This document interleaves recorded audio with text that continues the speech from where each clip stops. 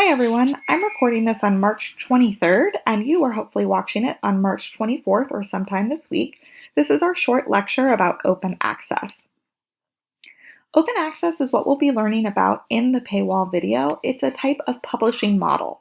So a short definition coming from Spark is the free, immediate, online availability of research articles. This is also coupled with rights, things that are under copyright. So usually the right to share your work somewhere else, to publish it again, to host it on your own website, share it with colleagues, things of that nature. This is a relatively new movement for publishing. Remember, journals go back to the early 1600s, but open access really only goes back to around the year 2000. And it's pretty different than our traditional subscription publishing. For example, you may recall that researchers typically write their research for free. Then they submit it to a journal where the peer reviewers do that review work for free, and then the journal publishes it and charges a lot of money for it. Usually libraries purchase subscriptions or individual researchers, and then the authors typically don't have any of those same copyright protections. They can't reuse their work, they can't share it, things like that. Many people are upset about this because a lot of research is publicly funded in some way by the government.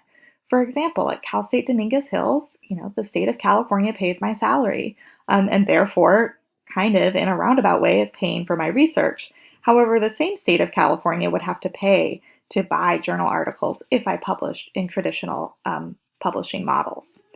For many in the sciences and the medical professions, their research might be funded by grants, usually from government agencies.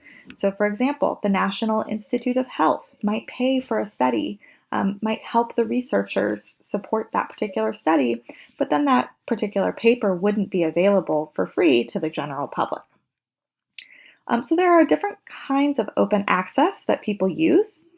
This is, I would say, gold open access is sort of between traditional publishing and true free open access. So gold open access, the publicly funded researchers write their research, they submit it to open access journals, they're accepted for publication, they get to keep some of their copyright, so they can, for example, maybe post it to their website or share it with colleagues.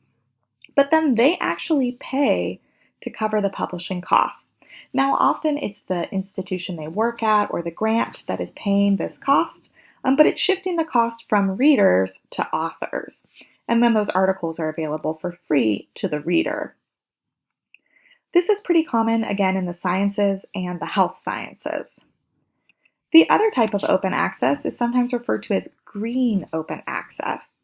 This is where researchers maybe submit to journals that are free to read and free to publish in, or if they're submitting to a journal that's not free to read, they might keep a version of their work through a negotiation and say, hey, I'll publish my work with you, but I want you to agree to these terms to allow me to post a version. Maybe not the one that's undergone your fancy copy editing or looks like what appears in the journal, but maybe it's my Microsoft Word draft and I can post it somewhere freely available, usually through the institution they work with. We'll have some sort of repository for scholarship. So you're going to learn a little bit more about those types of open access in the movie Paywall, but I wanted to give you some basic understanding when you go into it. The movie Paywall will also talk a lot about this publisher, Elsevier. There are a lot of for-profit publishers in the industry of scholarly publishing. However, Elsevier gets a lot of airtime in the movie because they're a particularly bad actor. And I wanted to let you know that recently, beginning of March, CSU actually negotiated a new contract with Elsevier over these same issues in the movie, right? So trying to reduce the costs that libraries pay to access these material and make research more readily available. So for the next 2 years, the subscription cost will be pretty low for Elsevier. It's only going to go up 1.5%. It's still, almost $1 million that goes to Elsevier, so it's nothing to sneeze at still. But the big thing is for the next 2 years, any author who works for a CSU won't have to pay an author publishing charge. They can go open access for free. So it'll be free to publish and free to read.